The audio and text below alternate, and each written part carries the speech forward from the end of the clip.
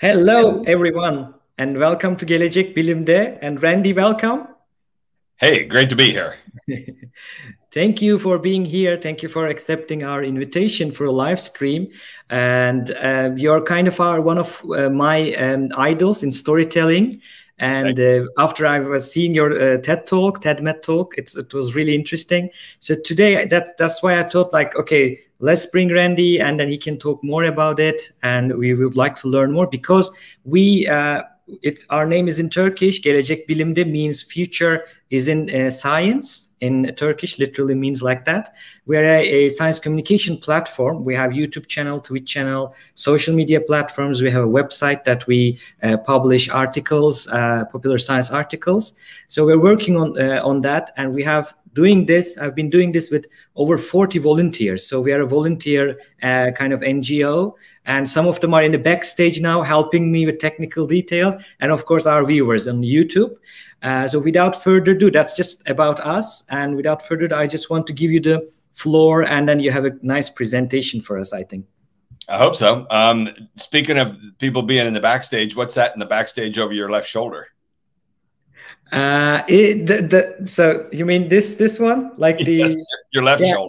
Yeah, left shoulder. It says future science, and then the other and but therefore. So I wanted to have like an Easter egg there for you.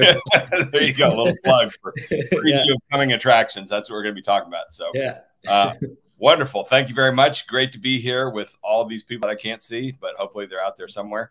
And what we're going to talk a little bit about is not so much storytelling, but narrative structure. And the brief background on me is that I once upon a time was a marine biologist, and I achieved tenure as a professor of marine biology. But following the template over your shoulder, I realized I had a bigger, broader interest in the mass communication of not just science, but information in general. Therefore, I resigned from my tenured professorship and headed off to Los Angeles, where I went to film school at the University of Southern California, got out, made films for about all the way up to the present, 25, 27 years, something like that, 30 years, and then began communicating back to the science world and the world in general what I'd learned from deep inside of Hollywood in terms of broad communication. And the realization I came to is that there is one overriding element that's more important than everything else, and that boiled down to one word is the word narrative. That's what we're going to talk about here. So storytelling is one version of narrative. It has narrative at its core, as I'll explain to you, but we're really interested in everything. So on that note, shall we start sharing these slides and hope that this works for us? And you tell me, is that filling the screen right there? No, it's not shared yet. You need to share. Okay, let's try that again. Yeah, I've had this happen before, and so now we're sharing. Now we got to click on that. Now I hopefully I'm sharing. Now, yes, you're sharing. Now, do we fill the screen? Yeah, perfect. All right, we are now ready for action, and here we go. The great leopard seal story. Let's begin with that. A little story that's kind of fun. I'll go through this pretty quickly, which is once upon a time back when I was a marine biologist, I had the good fortune of going to Antarctica for 1 month to conduct some research at the McMurdo Research Station there from the National Science Foundation of the United States, and was there working on starfish and their larvae with a group that had been down there for a year, invited me to come join them. We went scuba diving through the ice almost every day for a month. And then on one of the last days, we were lucky enough to be given crew with a helicopter that took us out to the other side of the island where the ice was broken up. You can actually jump into the open ocean there, and got ready to do our dive to go collect some of these starfish off the bottom. These are my two dive partners. It was a balmy 20 degrees, which seemed warm after being inside with -20 temperatures for the previous week. This is the place that we chose to dive in. You can see the water's nice and calm there, and there was about a 5-foot drop from the ice down to the water. This was our dive gear we were getting into, dry suits with the double scuba tanks, my two dive partners, and then the guy in the distance there suddenly looked down in the water. We were over at the edge, and he said, "Oh my goodness." And I looked down at what he was looking at, and what he was looking at was this. It's called a leopard seal. I had never heard of a leopard seal. I'd only been there for a month. They began to fill me in the background on what leopard seals are and what they do. They feed on penguins, and they have these great big teeth that they chomp onto the penguins with. And scuba divers don't look all that different from a penguin. They just look like oversized penguins in the water there. This is how large the adults get for leopard seals, 800 to 1,000 pounds. The one we were looking at had a head the size of a horse's head. So we stood there debating what to do. The two other guys that were supporting us walked down the coast a little bit. They found a place where the ice came all the way right down to the edge of the water. It's only like 6-inch difference, so we weren't jumping off a cliff. So we took all the gear down there with the idea that they could yank us out of the water if anything went wrong, if the seal should happen to show up and harass us. So the guy with the red beard was a wild man. We forced him to go first. He was sitting on the edge of the ice and he just put his fins on, swung his legs over, and kept taunting us, saying these creatures are as scared of us as we are of them. As soon as we get in the water, it'll go away. And last thing he said to us was no pain, no gain, as he was adjusting his mask. And right then the head of that leopard seal, again, the size of a horse's head, surfaced between his legs. And he screamed. We all screamed. We all flipped around, scratching at the ice to get away from this monster. We finally regrouped about 10 feet back from the edge of the ice. Everybody hyperventilating, trying to make sense out of what had just gone on. I grabbed my camera and took this one shot of, you can see the head of the leopard seal over there. Never tried to bite him, was just sitting there smiling at us, waiting for us to get in the water, just curious as far as we could tell. But we were so terrified, we took off all of our dive gear, and all we did that day was just take photographs of penguins on the ice. So that is the great leopard seal story that you may now be wondering, why in the world did I tell you that tale? Now we're going to get to work and break it down and show you the communication dynamics of what was in that story right there. So are we doing good? Can you see these slides okay? Yeah, everything goes good. Yeah. All righty. Keep me posted. Let me know if I jump the track here. So now I'm going to review with you that whole story just in very short form. So what I told you was that we were at the ice edge and we were set to dive, but a leopard seal surfaced. Therefore, we moved down the coast. But as we prepared to dive, it surfaced between Ron's legs. Therefore, we spent the day photographing penguins. Now you start to look at the two elements that make up communication. There is, first off, the content, everything in white. That's the information. That's what you're all experts in for your own specific field. And then there's the form, the structure of how we put that information together. The white stuff, I can't help you with. That is the relatively easy part. It's the form part that's really, really challenging. And if you put the stuff together in the wrong form, it becomes boring or confusing. You put it in exactly the right form, it can be really interesting. And that's what we hope to get. And the form then is made up of these three key words that we choose, but more importantly, the three forces of and, but, and therefore, as I'll talk about in a minute. And these are the three central elements here that we use for communication in general. And, but, therefore, they embody the setup of what we're talking about, the problem that we presented, and then the actions and solution that are taken there. These are the three forces of narrative. And this is the deeper part of it, which is that those are just the words, but these are the most common words that capture these three forces. And but are the two most common words of agreement. Contradiction, therefore, is not the most common, but it's really powerful. So is probably the more common form of it. So agreement, contradiction, and consequence, this is what we work on in the training program that I do, which is to try and help you build the intuition so that you can feel these three forces at work when you communicate. So we go back to this structure then, and you can see that not only is that the structure for telling you a silly story about getting chased out of the water by a leopard seal, but I can tell you the nonfiction narrative of the field of study that I had as a scientist, marine ecology, which is that the scientists began really formally studying marine ecology in the 1900s. And in the beginning, they focused more on physiology. But by the 1960s, there was an interest developed in interspecific interactions, competition, predation, therefore gave rise to a whole new approach called experimental ecology. But by the 1980s, things were getting a little too theoretical. So there was a little bit of a shift back to physical factors. That's a very crude history of that field of science, but every field of science would have its own narrative there, its own story of how it emerged. And then we can use this exact same structure for a Hollywood movie. I could tell you the story of a little girl and her dog named Toto, and she lived on a farm in Kansas with a life that was a little bit boring. But then one day a tornado picked her and her dog and her house up and whipped them off to the land of Oz, where she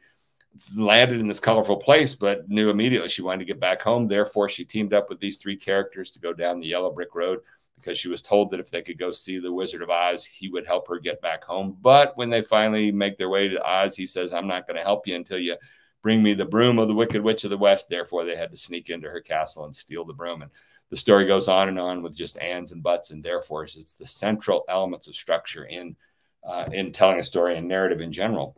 So in the training that we do, Randy, before we move on, yes. if I may interrupt, and you also like hear my voice and know yes. You're like not talking to a screen, but like a lot of viewers are watching now. And it is so simple, but yet so powerful. Like you showed us like in different types of narratives, it's still there. And it's what makes a good story item. Now you can see in a Netflix show, in a good movie, you know, and I was thinking, I am a PC game geek. So in PC games also, like I was playing, for example, Skyrim, you go there, you get a mission and it says, but you have to go fetch something, you know, yeah. it's always the same thing. And if you look at scientific papers also, good introduction texts, I mean, the good ones, not the, you know, that you mentioned, like the boring ones, good introductory sections of good articles, you also see this. Like makes you wonder, like how did they do the story? What did they find? Makes you wonder and follow this narrative. I just wanted to say, so simple, so powerful. You're absolutely right. And it was only 10 years ago that I formulated it. So we're slowly propagating it.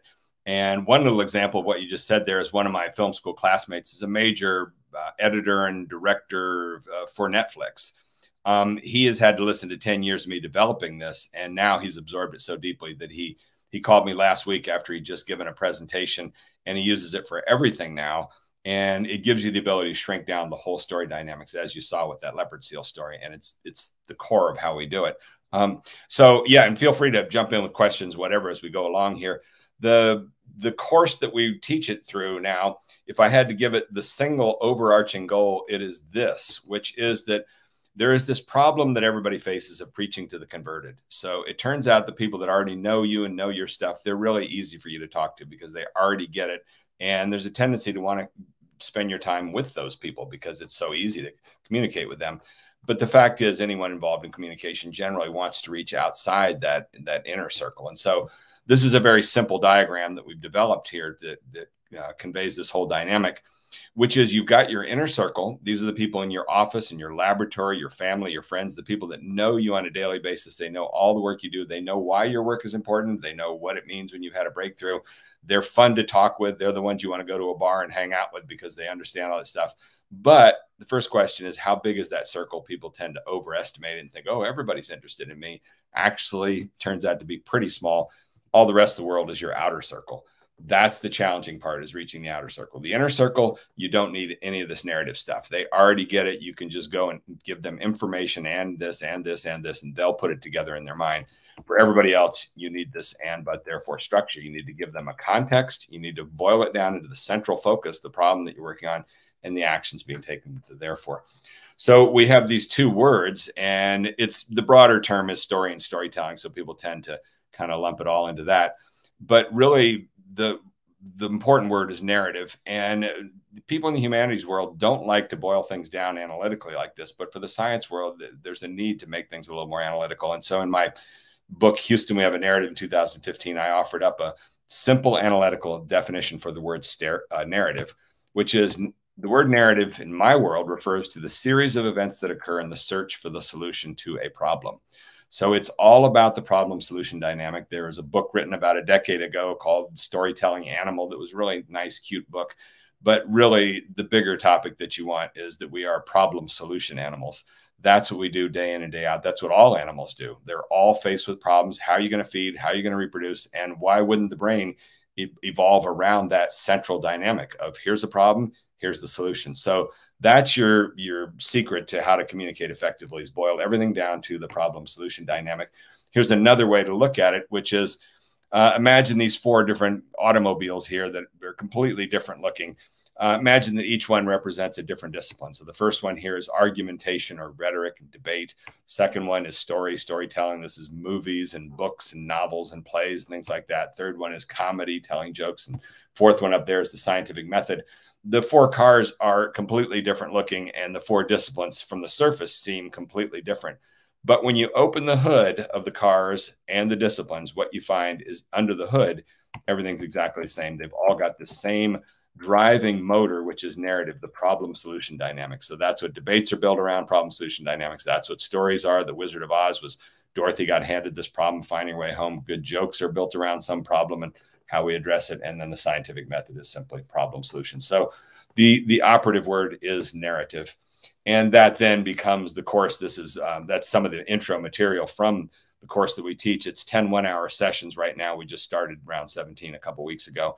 And this is, we formalized the course in April of last year when the pandemic began. We had been doing previously for 5 years a live in-person version of it. But it was once we turned it into on Zoom that it's become much more of an incubator, and we began advancing our knowledge and the model of the ABT framework very rapidly to the point where it's gotten pretty sophisticated now. These are all the different groups that we do it on a monthly basis. It's 10 one-hour sessions, usually Tuesday, Thursdays. Right now, we're in round 17 with fisheries biologists, 30 of them usually in the course. Next month, we'll be running it with National Park Service, Smithsonian, and National Oceanic Atmospheric Administration. And this is what's at the core of the whole thing then, is the ABT framework, these three fundamental words, and, but, and therefore, which again are just the embodiment of the three forces. And this is how you communicate. And so on that note, that's the slide. Okay, you developed the so you developed the ABT framework, right? Back in the time. Yeah, back in the day. Can I ask, like, how did it came to you? Because in the TEDMED you talked about the South Park example. Is it something that there, or like you just so is it before you start the filmmaking training? When you were a scientist, like how did it came? Okay. So the first thing, the saddest news for everybody to realize is that we've gotten worse with communication over the centuries. We communicate worse today than 100 years ago. And that really needs to be established and talked about. And the science world doesn't like to do the embarrassing thing of talking about the failures that we have nowadays. But we, honest to God, communicate worse than 10, 15, 20 years ago. We keep getting worse and worse. And if you doubt that, you can look at the studies that have been done on what the IPCC is doing, the Intergovernmental Panel on Climate Change. They put out reports every 2 to 4 years, and along with them, they put out this thing called the SPM, the Summary for Policymakers. There have been 2 studies of that done, one in 2008, one in 2015, that have both shown that year after year, those things get harder and harder to read. People are getting more and more lost and confused. And then what we've seen here in the United States in the last year and a half is a complete communications disaster around the epidemic, the pandemic. And the biomedical world has done a disastrous job of failing to define the ABT dynamics, the singular narrative, what's the core problem, how you address it, and complete lack of coordination. And, 700,000 people have died in this country now as the science world has fumbled and bumbled. So it's at crisis stage in terms of that. We are now in what Marshall McLuhan called the information maelstrom. We produce so much, the science world's produced so much information that it's turned into a maelstrom of everything swirling around where people just can't make sense out of it. And there's your problem, too much information. The only hope, I argue, for addressing that is through simplicity, not complexity, not more and more complicated ways to analyze this stuff. It's just seek out ways to try and shrink it down, boil it down to something simple. That's what this template of and but therefore is. But the important thing to note is that 300 or 400 years ago, they already discovered this. So the great philosophers in the 1700s, Kant and Hegel, they came up with what was called the triad, which is thesis, antithesis, synthesis. And it used to be taught in schools. And as we've developed all this information, it's been lost, shoved to the wayside. And so now it's just, the solutions are not only buried, but they're kind of dismissed and ridiculed to some extent. There's an arrogance that comes with all this complexity. And a lot of these people producing the complexity look at something that's relatively simple for amateurs, for idiots, things of that sort. So I'm forced to wade through that discrimination, basically, and trying to promote and propagate something simple. That's the bad news, is at the highest levels, I have to deal with that. The good news is it works. And so that's why we're in the 17th round of the course. And that's why we've got thousands of people now that have done this training. We did story circles for 5 years. Now we've done this for a year and a half. And we're producing a series of books. So what happened was it all condensed down into singular model. And where's the freaking book? There we go. And so last November, I wrote this little book, The Narrative Gym, which is only 75 pages. That's the beauty of it. It's super duper short. And really, you know, I encourage everybody just buy it. It's only like $5 or $6, something like that. Buy a print copy, have it on your desk. And at the core of it, what it is the 3-part model that we developed, the ABT development model there. And the idea is that you figure out your central narrative of the project you're working on. You put it into this one sentence, and but therefore, which is very easy to do as a starting point. But once you've got a draft, then there's a lot to strengthening it, making it really good. And that's what the whole book is about. And it's about strength. And the other key philosophical point we make, sort of figuratively speaking, is that the narrative part of the brain is like a muscle that needs to be conditioned over time. And so I picked this up from the improv actors I've worked with in Hollywood for 25 years. And they like to say that improv is like a muscle. You cannot do a one afternoon workshop. You can't do a one little session like we're doing here and think, oh, I got it. And this happens a lot. A lot of scientists really think that they're quick at picking things up, and they get the 3 words and but therefore, and they say, oh, I'm all done. Thanks. No, you aren't. You're just getting started. We have 15 people or so that run the course with me, and they come back for round after round. They sit through the same sessions, the lectures and everything like that. And as you listen to it again, you get it deeper and deeper and deeper. Narrative is an endless journey. No one's ever perfect at narrative, not even the greatest screenwriters of Hollywood or the greatest novelists. It's just an ongoing process that is at the core of all humanity and goes back at least 4,000 years. So it's incredibly powerful, but that's kind of the bottom line. What is that? There's the title of one of the other books I did, Narrative is Everything. You know, that's what finally dawned on me. This is a kind of fatter one that's really a lot more information. But that's the core message. Narrative is everything. It's incredibly important.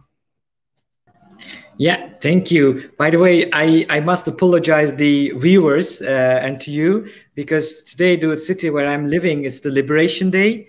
It's tomorrow, so I thought this wouldn't be a problem, but they started celebrating early. So if you hear, while I was talking, if you hear some music or cheering, sorry for that. Liberation from what? From, I think, Spanish. Leiden is the first city that liberated from the Spanish, I think, in Netherlands. Oh, wow. Okay. Then they formed the kingdom, I think. So that's that day. Tomorrow is that day. Sorry for that. Oh. And you were speaking about, like, we are getting worse in the communication. One of our viewers asked, like, what is the reason? Why are we getting worse in the communication? Is it because of too much data? Yeah, yeah, it's too much information. So Marshall McLuhan was the great media visionary. He died in 1980. He's the guy who coined the term "the medium is the message." And in his last 2 or 3 years, I've just recently kind of stumbled across this, but he coined this term, the information maelstrom. And so he died in 1980 before the information explosion had even happened, but he could see the future. He could see the patterns and extrapolate in the future. And that's what he saw happening, was too much information swirling around. That's where we are now. You know, this idea of misinformation. And I've been tracking this for 20 years. I made 2 movies in 2006, 2008, Flock of Dodos and Sizzle, that were about the attacks on evolution science and then climate science. I saw it happening 15 years ago very clearly and tried to warn the science world, you know, look at what's going on. These people are really serious. And a lot of them are very smart. They're going to eventually undermine your whole profession. Marshall McLuhan was already warning about that. Michael Crichton, who was one of probably the greatest communicator of science ever, also was warning about that in the late 90s. The science world completely ignored him. And so all the warning signals were there, but now we're at that point where last year, you know, we have this idiot in our country named Rudy Giuliani, former mayor of New York City. And as stupid as he is, he had a quote last year on Meet the Press where he said, the truth is no longer the truth. And that's absolutely the truth. We've gotten to the point where we've got 2 sides of every issue in this country, and one side has their facts and the other side has their facts. And it's just, it's all narrative. Who can ever argue the most aggressively through the internet? It's all turned into narrative in this information maelstrom. And the science world is utterly befuddled by that and cannot understand, why won't people listen to us? Why don't they take our word for it? We've done all this hard work. Well, sorry, that's the way it works. And by the way, science world, you're the people that produced the technology that created this mess. You know, you're the ones that created the internet and social media. And one of the biggest concerns for today, I feel, is that we've lost all these storytellers who used to tell cautionary tales about the science world, going all the way back to Mary Shelley and Frankenstein. And Michael Crichton spent his whole career warning about all this innovation through science. With everything good that comes along, there's a dark side to it. With trains came train wrecks. With cars came car wrecks. With the internet comes trolls. With each of these advances, somebody needs to be talking and thinking about the downside of the dark side of it. And nowadays, the world of science has become so. And by the way, now I'm going to say something rotten to you, which is your slug line there. Science is the future. Science and humanities had better be the future. If it's just science, we're doomed. You know, science doesn't understand humanity. And this is the problem we're into now. Science is spewing out all this stuff. And the next thing to come that we now know is artificial intelligence. And there was an article a couple of years ago by Harari in Atlantic magazine, in which he just said, we can see the future with that. We can predict it. Artificial intelligence is going to select for tyranny. So unless somebody starts telling these cautionary tales the right way and getting some advance warning, it's just going to come along and we're all going to be slaves to artificial intelligence. And I don't know what you do about that, but that's the way that a lot of the stuff is spun along. And it's not impossible to push back on it, but it takes people motivated and speaking out about it. But right now, science has turned into this juggernaut. And you'd see in the US now, the advocates for science are presenting it in this one-dimensional science is the answer to everything. And it ain't. So yeah, I see what you mean. I see what you mean there. Like even our name. So our name was like, for example, this slogan was, sorry for the music. I have to shout.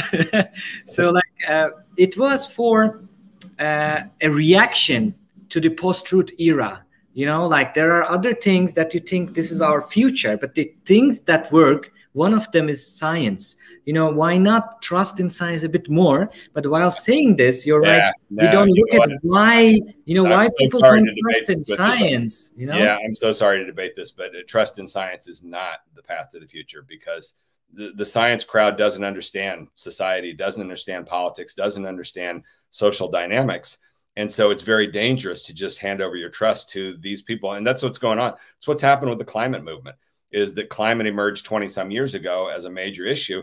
And the science community flexed its muscles and said, there's so much information involved with this issue, you'd better let us take the lead here. And they botched everything. And they let Al Gore be the lead spokesperson in our country, who was a polarizing figure from the outset. And people are totally lost and confused by the climate movement. The science world simply doesn't understand communication. Scientists don't understand media. That was one of the things Michael Crichton said in the last major speech he gave in 1999 at AAAS meeting, trying for kind of the last time to help out the science world with all the incredible knowledge that he had. Michael Crichton was the guy who wrote Jurassic Park and dominated Hollywood. And he was formerly a biomedical researcher. So he knew the science world really, really well. That's why he was so good at communicating. And in that last big speech to the science world, he just said in there, scientists don't understand media. And I've come to realize that firsthand. Scientists do not understand media. We get into that in the course much more deeply, but it's about this fundamental divide between narrative is at its strongest at the singular. And as a matter of fact, here is a best-selling book, The One Thing. This is where narrative is at its strongest, is when you can boil everything down to the one thing. Science tends to be at its strongest when you've got enormous numbers, big data sets and large sample sizes. That's what scientists are drawn to. And they're skeptical of the one thing. They're skeptical of anecdotes. And that reflects their lack of intuition for communication. They don't understand. Communication is at its most powerful with the anecdote, the one little thing. Take a look at any feature article in the New Yorker or something like that in any given month. They almost always start with the anecdote of the one person, because it's out of the one person we can understand the big picture. So they're completely polar opposite dynamics, the gathering of information for scientific research versus communication using this singular narrative, again, of the one thing. So it's a conundrum. It's a really, really tough challenge. And until the science world begins to admit that they don't understand communication, then nothing's going to happen. And that's the problem. One of the things we talk about in our courses, Alcoholics Anonymous, big program in the US, and one of their fundamental principles is we can't help you until you admit you have a problem. That's one of their rules. People come in and sit down in the group, and they're not allowed to sit there and say, well, I don't have a problem with drinking, then why are you here? And that's what happens a lot. And they finally turn to them and say, we can't help you until you admit I have a problem. And that's the starting point. My name is Randy and I'm an alcoholic. I know I have a problem. That's what we need in our group is in our trainings for people to come in and say, my name is Randy. I know I'm not very good with narrative. I'm ready to work on it. But I run into countless scientists who they've been incubated in their home university where all the students tell them, oh my God, you're so charismatic. You're amazing. And they give each other awards and they give Communicator of the Year awards, and they're all terrible communicators. And they should really ban all communication awards in the science world. The only awards they should allow is communications courage. And there's a whole bunch of climate scientists that really deserve those awards. They've gone out there and they've fought the battles and debated the anti-scientists, and they really deserve awards for their courage, but not for their communication skills, because they're not good. And what happens is they get given these big awards, then they give their big speech at the meeting. And I get emails from people that are at the speech saying, why'd they give this person Communicator of the Year award? They just gave a boring, confusing, stupid speech. So that's there are all these conundrums like that. Yeah, so I won't go into the debate with you because I don't think I can win. But the other thing is, like, there was this question in the chat where you mentioned the artificial intelligence. So I, prioritize the questions from the chat rather than my own. This question, first of all, the Halil asked, like, first of all, would storytelling be important for all the scientists if they don't have to tell their story, their research source? But I think, like, every scientist, more or less, aren't they writing an article at least? Aren't they writers? Yeah. So why, No, absolutely. That should be important for all of them. Yeah, that's one of the things I've dealt with from the very beginning. I started talking about communication, and I would go give talks at universities, and some of the people would just say, well, I'm not involved with communication. And then you have to explain to them. And for example, when my first book came out, Don't Be Such a Scientist, in 2009, I got invited by a lot of, it was interesting, a lot of huge research institutes, namely Centers for Disease Control and NASA and National Institute of Health. I got invited to come speak, never by scientists, always by their communications people. And all those big research institutes have got these two groups, and they're like oil and water. And it's really painful when you start to talk to them and hear the dynamics, because the communications people are from the humanities world. They don't have the background in science. They shouldn't have the background in science, because that bogs them down. They get too caught up in the content. And as I talked about earlier, all that white material, that you want them to bring in those but therefore elements to help the people that have got all the white material communicate it better. So one of the first invitations I got was from a group at the Centers for Disease Control, where they have 10,000 employees. They had 500 communications people there. And I did a conference call before I went there for a whole first day. That was really, I ended up doing like 5 or 6 visits there, workshops. And they set me up the first day there, and they'd warned me in this conference call the week before. They said, the scientists just don't listen to us. We try and work with them on communicating their stuff. They hate having us come into their office and their labs. We are this imposition, get out of my office. We're trying to do this important research that's going to save humanity. And then the communicators have to say, that's nice, but if we don't communicate it out there. And I ended up, the first day I was there, they set me up 3 sessions that day with like 30 to 50 scientists in a room each time, in which they said to me, you got a Harvard Ph.D., you got tenure as a scientist. Maybe they'll listen to you, because they won't listen to anything we have to say about them. And it ended up in these shouting matches at times with some of them saying, these people waste our time. And I was saying to them, all your work is going to amount to nothing if you don't team up with the communications people. And now here it is 11 years later, and everything I said to them is absolutely the truth. This past year, we've now got a country where people are eating this horse ivermectin stuff. We had a president telling people to inject themselves with bleach. We had all this nonsense. And the lead spokesperson for the biomedical community, Anthony Fauci, let himself be co-opted by that president, end up on the stage, basically by visual presence there, endorsing all the craziness that went on. It just was a communications nightmare that still hasn't been identified as a core problem. They still, the problem is we got to come up with better vaccines. Yeah, but if you don't communicate it, it ain't going to work. So it goes on and on. Yeah, we see it everywhere, like not just US, in Netherlands, in Turkey, we saw like the communicating, even if you like it's just the story you had. Like, we had the vaccine, but there are still anti-vaxxers on coronas. On behalf, like, the scientists did the job, like they did a wonderful job. They found it, and it's really good. But like, you can't just convince people that we are not injecting nanorobots, but just the mRNA. That's the story. So and and those people do listen to voices that they like. So if you can find the right spokespeople and eventually get them to advocate the right thing, those people will listen to those voices. They follow leaders. It's just that the leaders they follow are the ones that are telling them, nano robots.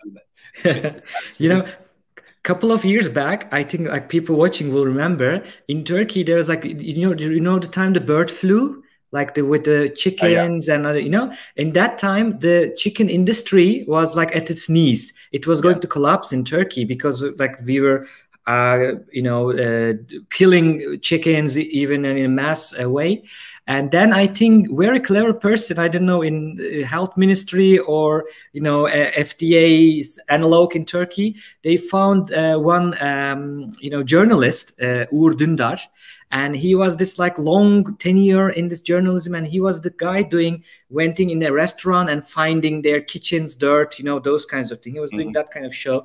Then they put them on a advert, on a commercial. Then he is like walking around the chicken industry and telling it is safe. You can eat. These are like without bird flu. And it went back to normal right away. So he had a huge impact. What a great case study. Yeah, there you go. Exactly. That's totally irrational. But communication is irrational, and you have to understand that. And that's the hard part for the science world. That was the hard part for me, was that I left my science career where everything was rational, moved to Hollywood, and my first book opens with the first night in the acting course where the acting teacher screamed her lungs out at me and saying, you think too much, you're caught up in your head. Acting is not thinking, it's acting, it's down in the gut.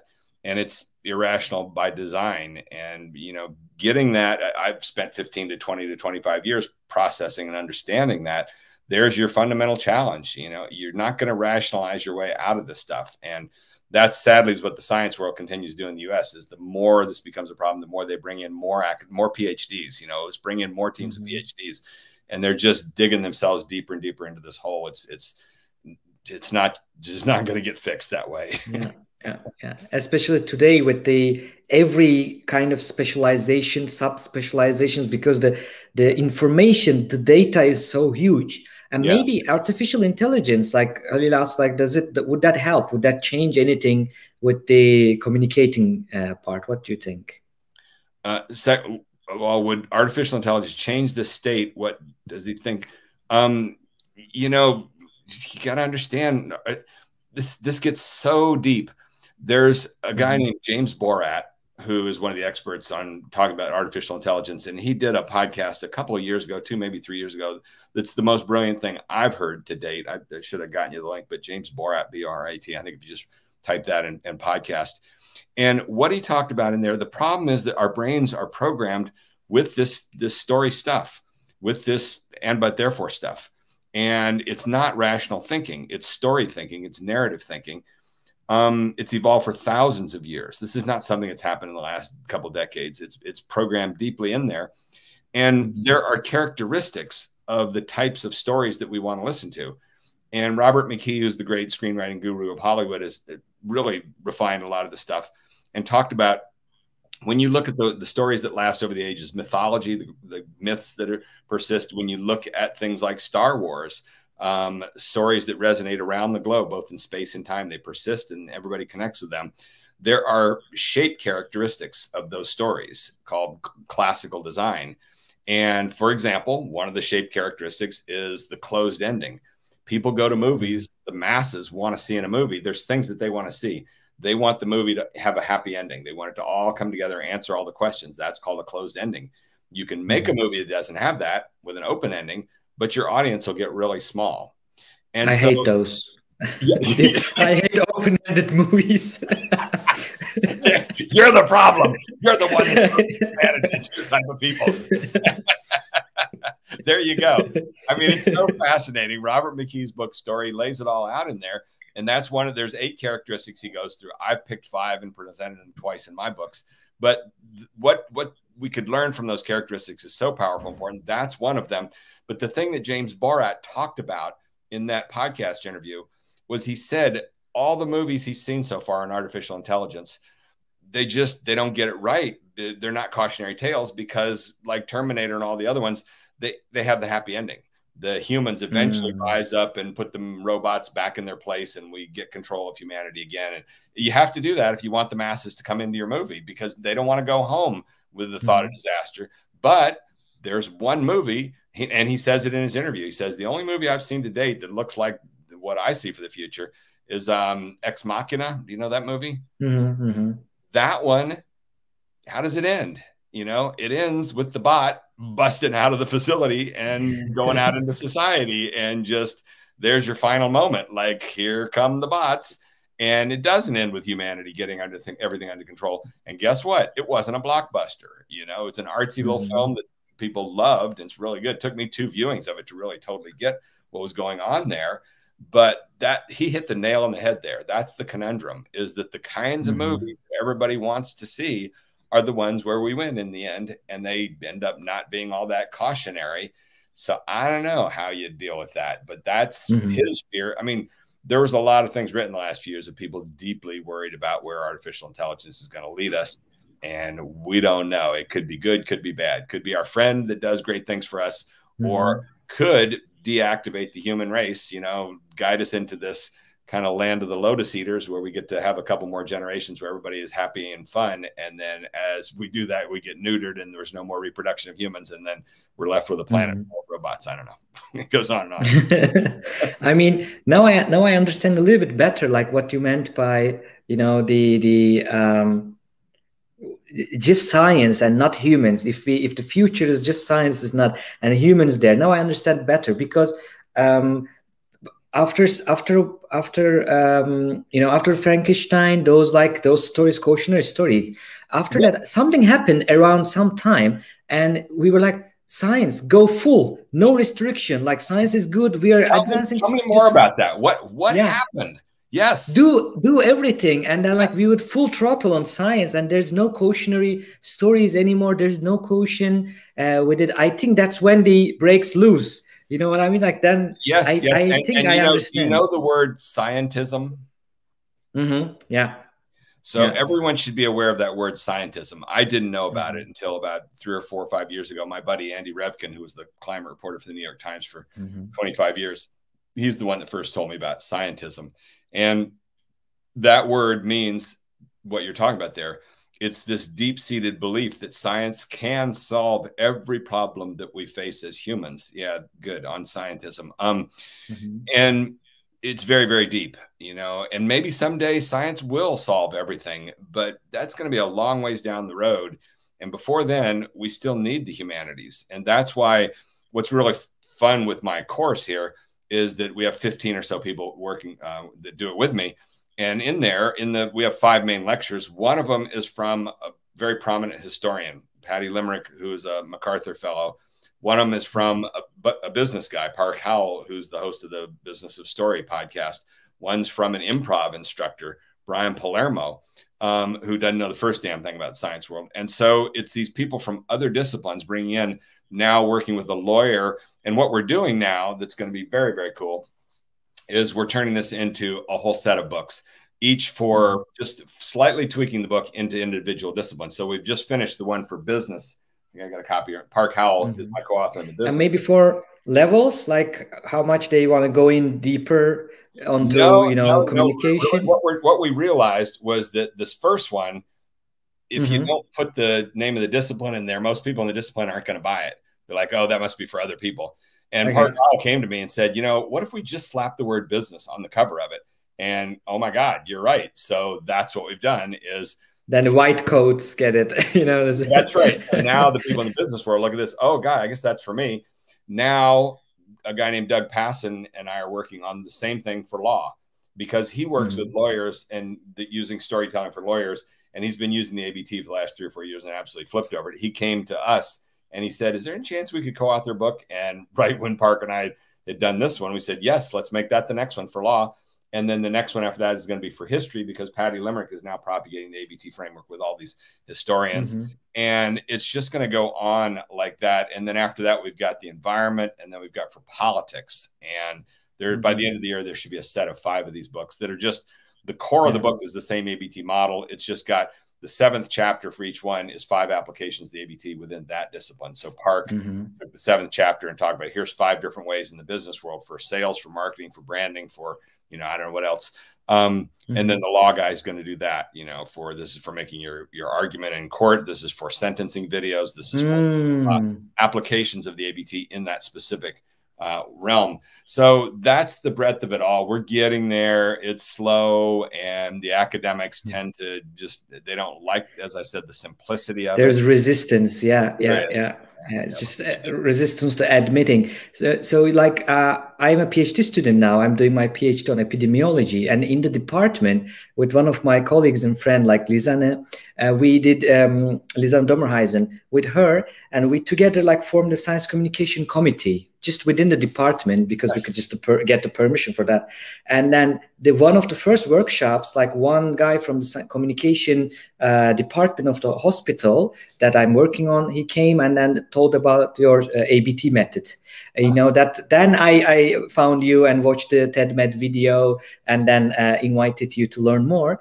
And then now we started doing workshops. Now the next workshop, for example, I will teach on how to create short animations. You know, I attended a conference on headache conference last month, and usually they ask you, now the Corona times, they ask you to prepare like a 8-minute PowerPoint presentation. You just basically record your screen. Instead of that, I, you know, did my abstract of my article. I did it in a video abstract with the animation, you know, just to make a change. And then I get some emails, you know, like, oh, it was interesting. We remember it more. Okay, so this change slowly comes. Wait a second. Let me cut you off now. Yeah. I want you to tell me in one sentence, one ABT sentence, what that abstract was about. There you go. Oh, no.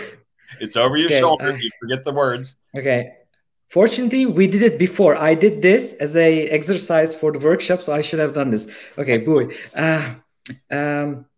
Migraine is a really prevalent and a disabling disorder, but we don't know its consequences really well. Therefore, we studied if migraine leads to stroke in elderly, and we found the answer is no. So I added an and after the therefore, sorry. No, that was interesting. Okay, so once again, migraine is really big problem, but we don't know what. We don't know the consequences of it, the side effects, consequences of it. Okay. Of which stroke is a likely. Yeah. Okay, right. And therefore did the study. Therefore did the study, Yeah, interesting. So see, that would be your starting point, your ABT that you'd write up for the course. And then what we do is this exercise called the ABT build, in which it's about usually 5 to 7 minutes, where I have on the screen what you just told me. You have it written up as an ABT. Then we set to work and getting deeper into it and rearranging it and setting up the context better and all sorts of things like that. It would take me a little time to work on that one. But that's the basic exercise, is trying to get these things. And it's trying to make it as powerful as possible. And for example, one of the things that we know, the dynamic you want to tap into, and this starts to get into the deeper depths of it all. But what we know from the monomyth structure that Joseph Campbell resolved is that you want hero's journey, right? Hero's journey, exactly. But it's more the narrative structure, which is you want that first phase before we get to the problem. You want that to be idyllic. You want it to be perfect. You want it to be, we know this and this and this, and we know, and if we can figure out all the consequences of what having a migraine is, then we can work with people and make sure that no one ever suffers any pain at all from migraines. But what we don't have right now is this. And so you paint a perfect world, and then in a single moment with the word but, you pull the rug out from under it. That's when you grab people's attention, is when you get them to buy into this perfect world. Oh yeah, that's the world I want. That's great. Are we there? And then you say, but no, we're not even close to that. Therefore, this is what needs to be done. But it's working. And that's how you strengthen the ABT, and you make it into a powerful narrative that grabs people and pulls them in. And there's a lot to that, you know, and the way in which you sort the words out and you get that ordinary world to be as happy and pristine and joyful as possible before you turn it. And then you hit people hard right there. And then there's a way to compact it down there so that you maximize contrast going from super wonderful to disastrous. And that's the moment where people go, wow, this is important. But that's what we do with the ABT framework course. And it is incredibly powerful, and it's broad and applies everywhere.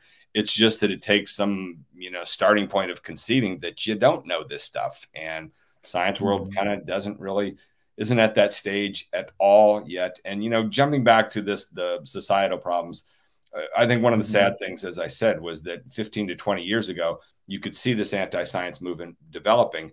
And had the science world been broad-minded enough and forward-looking, they should have begun putting together a contingency plan in the United States together back then in 2005, saying, what are we going to do if this country ever elects an anti-science president? Yeah. 15 years ago, there was reason to start getting ready for that. And it happened. We elected an anti-science president, basically, and everybody was dumbfounded. Oh, my God, how could this happen? It was developing 20 years ago. You had all the advanced signals, but science world doesn't want to think that way. And so they keep getting blindsided, and it's not done. You know, yeah, the guy lost in the last election, but we know they're getting very powerful. It's going to keep going. There needs to be a contingency plan for these sorts of things, but that sort of thinking doesn't happen.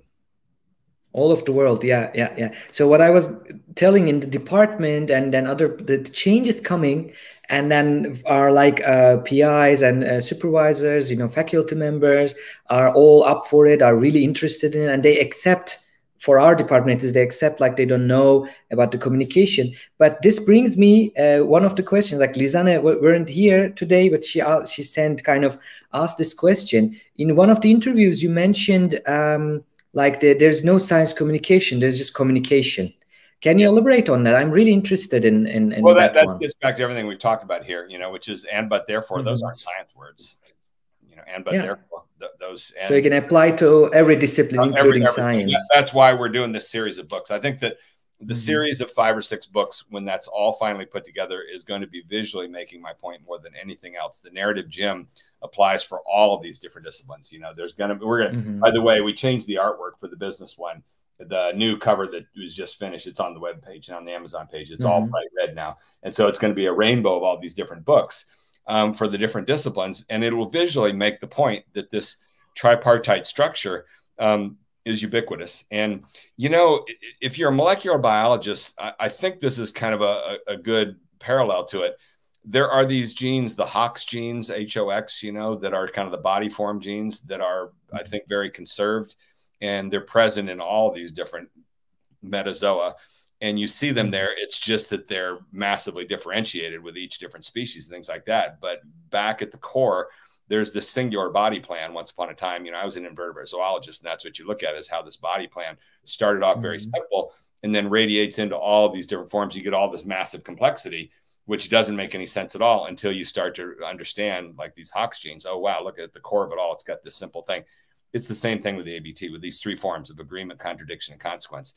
It radiates out into all this complexity, and that starts to grade into the fractal structure of story. And there's a book written by John York in 2014, a producer with the BBC, who's the only person to date that I can see has made a mention of this, but he talks about the fractal nature of storytelling, which is that storytelling is made up at all these different levels of this tripartite structure, which is he refers to beginning, middle, and end because he didn't know about ABT, but ABT is that unit structure. And then again, you flash back 300, 400 years ago, they already spotted that 3-part structure, thesis, antithesis, synthesis.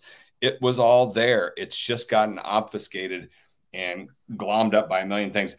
By the way, going back to epidemiology, do you know who Dr. Michael Osterholm is at University of Minnesota?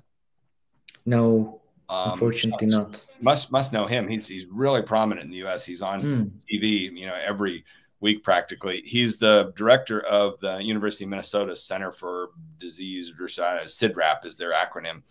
And about a year ago right now, last October, he was on national show Meet the Press, and he said, we've got a problem here with this pandemic in how we're communicating. We're not speaking with a singular voice. We've got contradiction, different experts, you know, all over the place, and we're not drawing on the power of story and storytelling.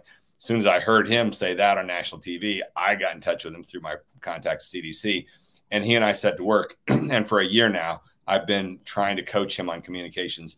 He's a wonderful guy. He's the only prominent epidemiologist in the United States, or anywhere really, who has said, you know, we got two problems. Number one is the science thing. We got to develop these vaccines. But number two is the communication.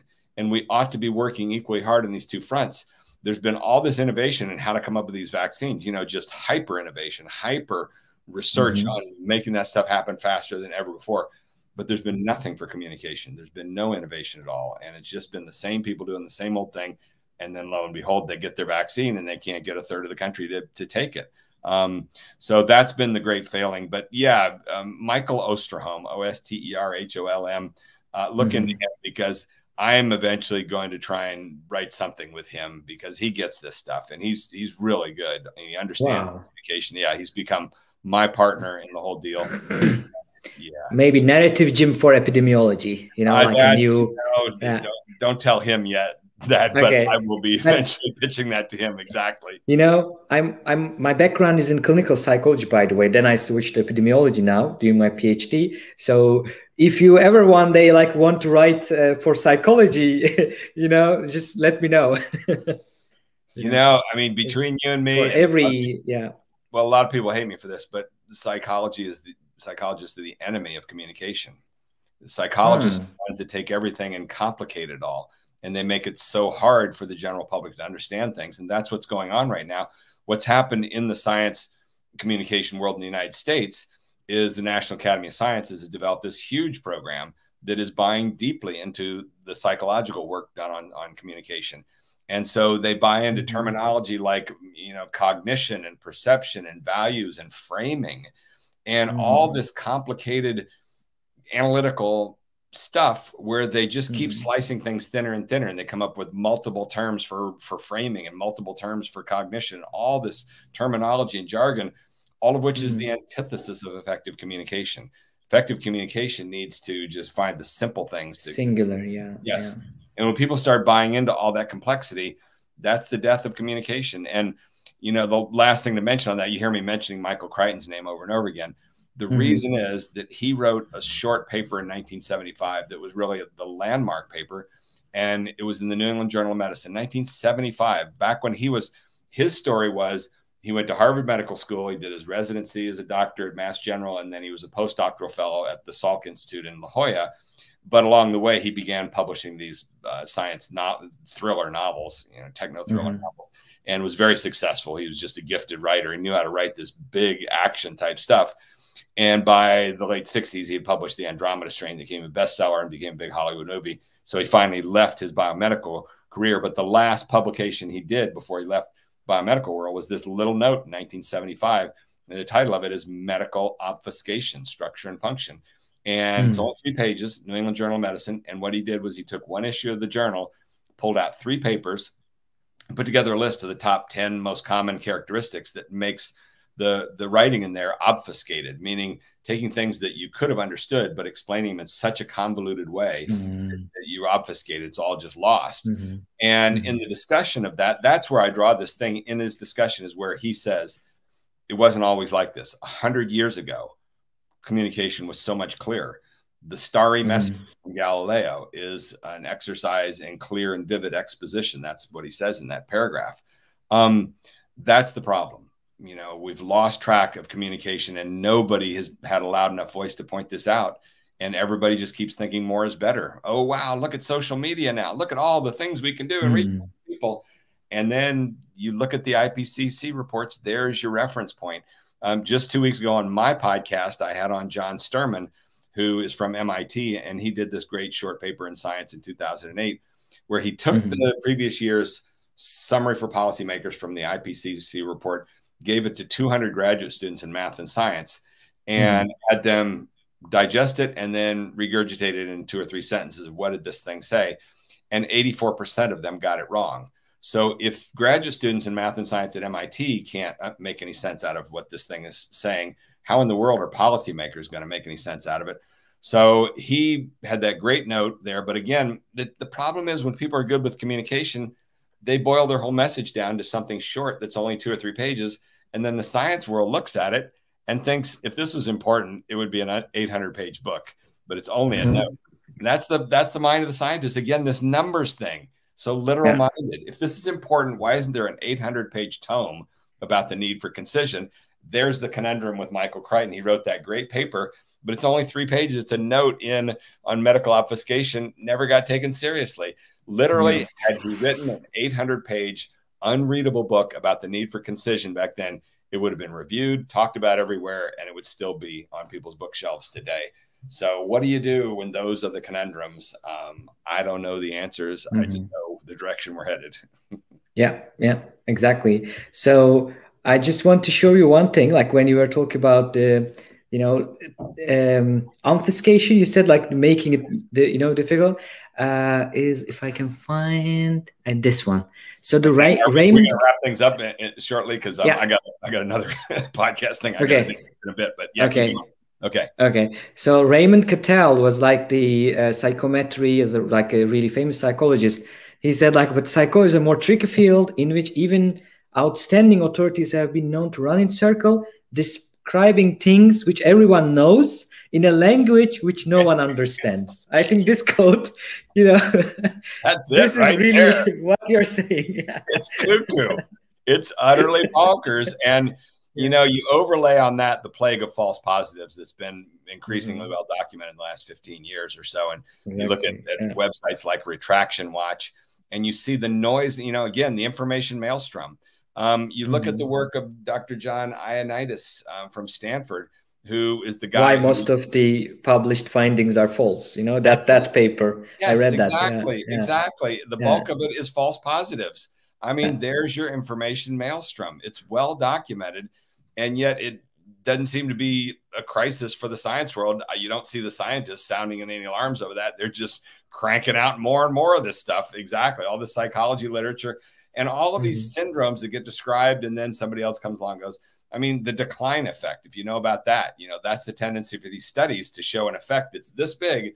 And then the next study comes along and repeats the work and says, the effect is there, but it's not that big. It's only this. Yeah, there you go. Why most published research findings are false. Ioannidis, that's him. And the wonderful book, and actually the article in The Atlantic in 2009 by David, why am I forgetting his name? But Lies, Damn Lies in Medical Science. Can you find that right now for your audience? Just type that in. Lies, Damn Lies in Medical Science by Atlantic. Add that to it. And David. Yeah, the Atlantic. Yeah, I found it. Yeah. What's that's like a blog thing. The writer, you mean David Friedman? Yes, David Friedman. David Friedman. Yeah. He's one of my heroes. He is awesome. I'm glad you reminded me of this. I got to have him on my podcast. I worship that guy. that article that he wrote in there is still used in medical schools a lot. Lies, Damn. There it is. That is a masterpiece. David H. Friedman. There's the person the type of person that should lead the science world.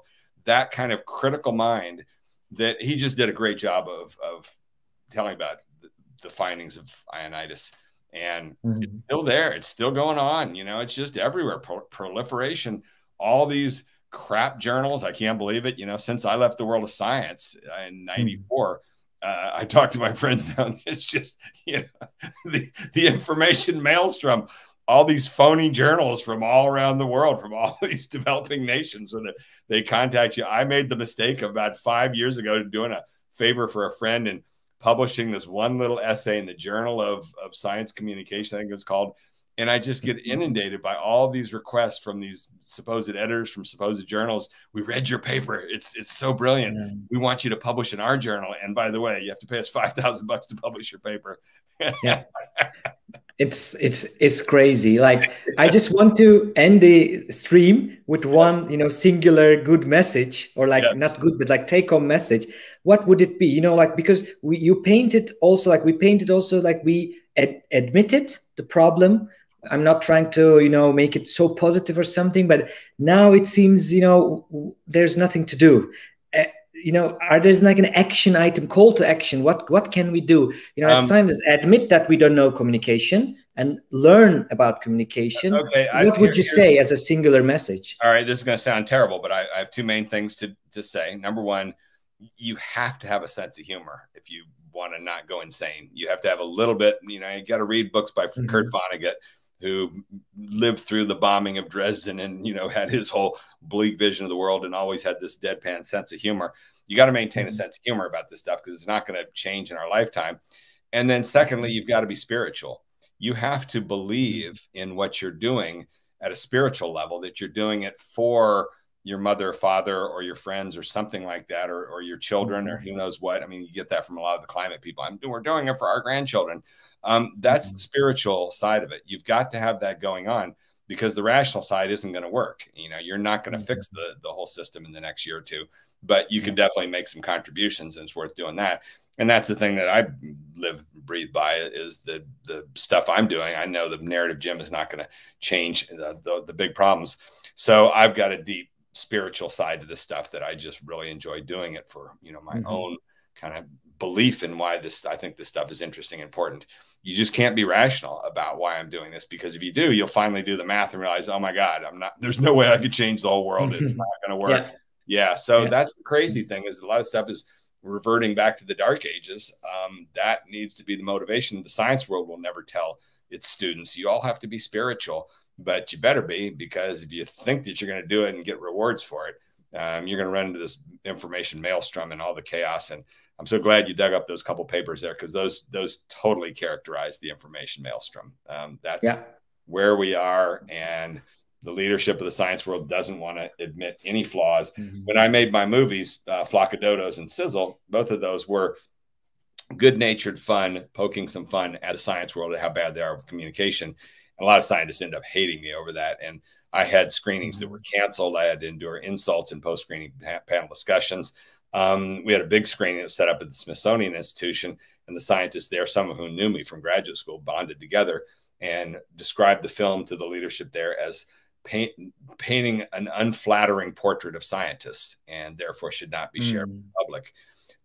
As if we should only present this flattering portrait of science and scientists. What good is that? I mean, that tracks back to the scientism thing you're talking about. Now, this movement has evolved into that, which is it's one-dimensional. We only want to, science is so important, and it's our only hope for the future. Therefore, we've got to present this heroic, it's just craziness. Okay. I mean, you mentioned spirituality, like in Gelecek Bilimde, I think. So we both know we can't change it in our lifetime, but still, that doesn't mean we don't do anything. We are not going to do anything. Right. So in your role, you're doing wonderful things with like the narrative gym and ABT method, and then your courses, books, and then other stuff. And in Gelecek Bilimde, I think we're trying to, we call it the gap, try to fill the gap between, people like you and our audience, just, live streaming science, bringing this to, to the Twitch, like a gaming website, to YouTube. We're trying to do that. And when finishing, I want to show the website. That is this the correct one? That maybe they can find your courses, books. Where can they find it? We've been so hard at work on this course that we really need to fix our website type stuff. I don't think we've got a great presentation at the moment. That certainly is, Story Circles training. And then scienceneedstory.com is that's where my blog is, but then I'm not doing much on the blog lately. Actually, here's the best thing of all is the podcast, ABT Time podcast, and you get that on Apple. So if you just search that ABT Time podcast, Apple, that'll get you the website on Apple for the podcast. And that's the best thing of all now is that it's really fun, and it's just me, exercise and self-indulgence, all my favorite people, which I'm so glad you reminded me. David H. Friedman, I'm going to track him down somehow, some way, have him on as a guest. Tomorrow morning, I'm having Mark Dowie on as my guest, and he's awesome. And we posted there, so you don't have to see the live version.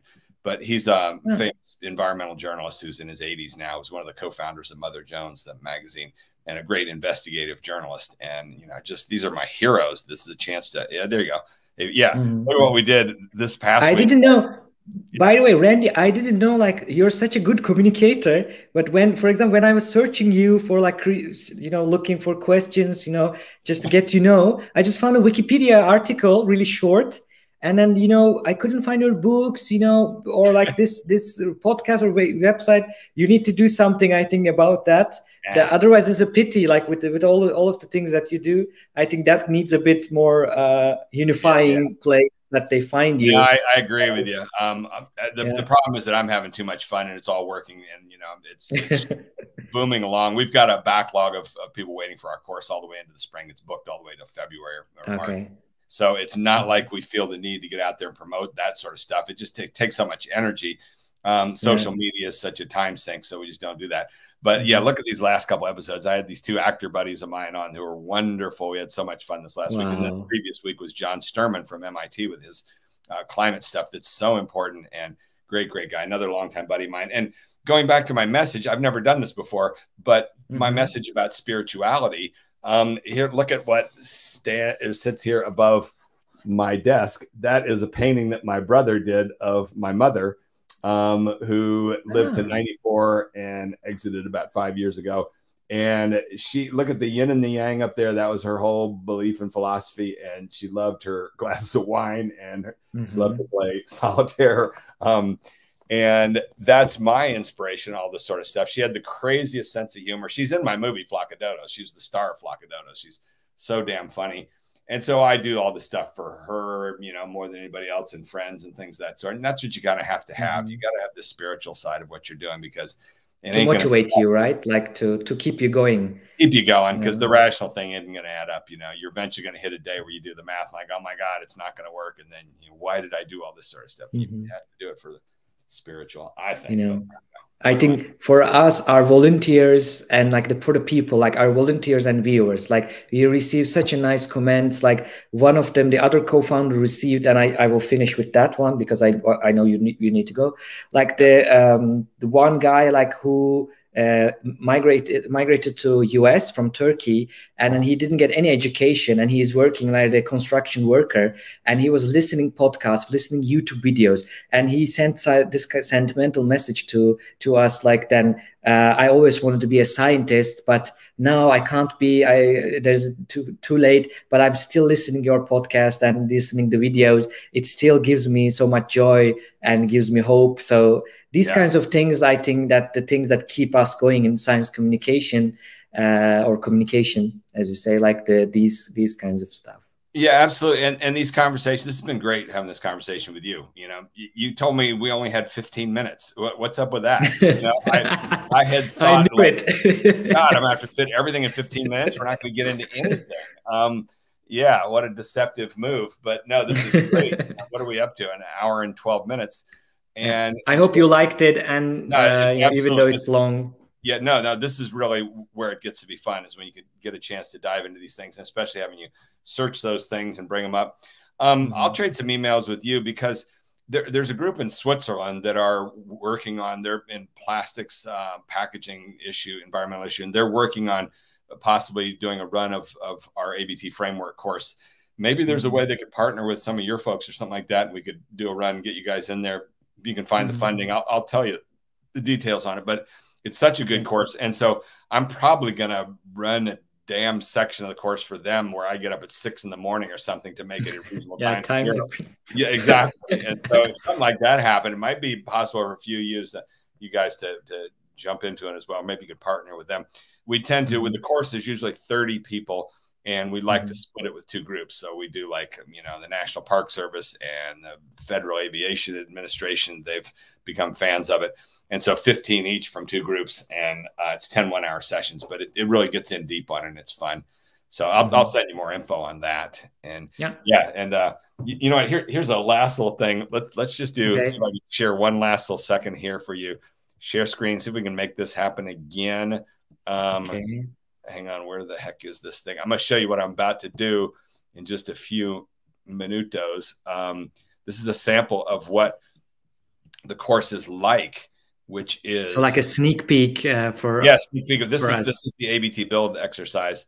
Let's see, am I sharing that and that? And am I sharing right now? Yeah, yeah. Okay. And if you open the content, yeah. Are you able to see that? Yeah, we are seeing it. Okay, so this is a guy I'm about to work with on 2 climate ABTs that he's got. And this is the way the exercise goes. I'll have him on screen, and then we'll just read the whole thing. There's the and material. We color code in blue. There's the but in red. There's the therefore. And then I'll start asking him these questions. What's the main character you think? Oh, it looks like it's about the future. What's your problem in 5 words or less? Which narrative, future or clean? But wait a second. Looks like you've got 2 narratives going on here. This is about whatever it is, Power River Basin has no economic future, or is it about it needs to have a clean economic future? And then we go back to the thing, and then I offer up my suggestion. Here's how I would rewrite this thing. I'd say clean energy is the centerpiece, blah, blah, blah, blah. But the Power River Basin is stuck with coal as the economy. Therefore, and then we got the second one going to. That is a really super condensed version of what I do in, you know, that will be 10 minutes worth of discussion that I will do with this guy. And yeah, it takes time. Like in the workshop, we also like see, whereas like just normal writing an article, scientific article is difficult. And also this is a separate layer, you know, besides the scientific correctness and everything, you have to give it in a good, you know, good way, good format. It needs to, it just needs time. It takes time. You have to accept it. A ton of time. That's again, the narrative, Jim. You've got to be doing this over and over again, putting in the time. Exactly. And what we do in the course then is what I just showed you there. I ran through it in 30 seconds, what I will expand out to 10 minutes with that guy. And then in the course, everybody gets their little 5 to 10 minute segment like that with me doing that. But then in addition to that, outside of the course, we do what's called working circles. And what a working circle is then is they'll take their ABT there, and it'll be a half-hour session where they're the host, and then 4 other people in the course who have got down the basics will be their circle. And the 5 people will meet, and the one guy will present his ABT, and then the other 4 will do what I do, which is start asking these questions. What about this? What about that? This here, one of you there. They've all got the basic rules of how to structure this, and that's working with the person in this. You have to make this stuff social. You cannot sit by yourself at a desk and write good narrative. You've got to have other people reading it and poking and prodding it, because you have all these blind spots you just don't realize. You know, I thought this was good, and that's what you get as a person reads their ABT and the whole group is confused, and then you slowly work on it and shaping it. So that's one of the fundamental parts of the training, is to understand that narrative has got to be a social exercise. You can't do it by yourself at your desk. So that's my. So I send a podcast link to the chat. I send the links of the 2 books. If they want to reach you, they know where to find you, where to find your books. And the course we talked about, I was going to ask it anyway. So like how is the course and how is the structure? So thank you for your time. Thank you for coming. It was such a wonderful interview. Thank you for being a good host. You did a really good job here, and that was great. You brought up lots of good questions and digging up all those resources. So when it's just fun to do this stuff and to talk it through and think it through, because that's helps to clarify it in your mind. You know, a lot of times explaining to people, for me, is really valuable. So yay. One thing that I will finish with is good. You know, after watching Randy's video, this and but therefore, I sent him an email with the same format, you know, and it worked. Like, you know, I said, like, we are a science communication platform. We did this and then, but we don't know about this method. Therefore, we want you to come. And then he just said, say when, you know, like, it was such a wonderful moment. Yeah. Thank you. Thank you for that. It works, guys. It works. it really is good for emails. It really is. Yeah. That's short emails. And the last thing I'll say about that is one of my buddies here is one of the world's top experts on medical marijuana. And he's absorbed it listening to me for the last 10 years. And he told me recently, when he gives a big talk now and he's in the middle of answering a question, he gets lost. All he has to say is the one word, but. As soon as you say but, everybody looks up from their iPhones or whatever. And you can't end on the word but. You know, as soon as you said but, everybody's like, yeah, but suspend, what? Right? That's it. The word but. And a lot of us are coming to the realization there's probably no more powerful word in the English language than the word but. But is the word that lights the brain up, and it turns the narrative right there. And you've established this contradiction, and you can't finish on the word but unless you want to, which is maybe that's what I'll finish on. My last word to you. So we had this kinds of good content and this kinds of over the years, but we will have more. So stay tuned. Okay. Exactly. And on that note, I will leave you with my final message, which is, but It's so nice. Yeah, thank you. Thank you for watching. And for the chat, I'm looking at, there were no other big questions. Thank you for watching us. And there will be Turkish subtitles in a month or so. So you can watch it in Turkish also. Don't forget to follow us on YouTube and on Twitch. That's free. And then therefore, then in this way, you can get notified about the new videos and new content.